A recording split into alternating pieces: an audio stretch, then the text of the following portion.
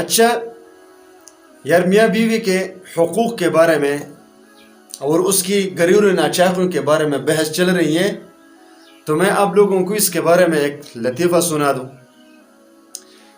کہ ایک شخص نے شادی کے بعد اس نے اپنی بیوی کی تصویر لے کر جہاں بھی جاتا تھا تو وہ تصویر ساتھ لے جا کر اس کو ہر وقت دیکھتا رہتا تھا۔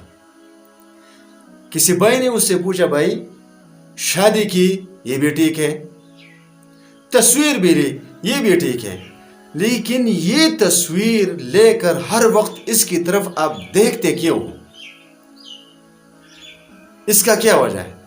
تو وہ شخص بولا، بھائی جان میں مرد ہوں، میں زمین میں چرتا ہوں، مزدوری کرتا ہوں، نوکریاں کرتا ہوں، تو اس میں کئی طرح کی مصیبتیں آ جاتی ہیں ہم پر۔ تو مجھ پر جو بھی مصیبت آئے نا، جو بھی مصیبت اور جتنا بھی بڑا ہو، تو میں اپنے دل کو اسی تصویر کے ذریعے تسلی دیتا ہوں۔ اس نے کہا وہ کیسے؟ اس نے کہا کہ میرے سامنے جو بھی مصیبت آئے، میں اس تصویر کو دیکھ کر کہتا ہوں، بیوی تم سے تو بڑا مصیبت نہیں ہے نا، یہ مصیبت جو مجھ پر آئی ہے چاہے یہ کتنی ہی بڑی کیوں نہ ہو، بیوی سے تو بڑی مصیبت نہیں ہے۔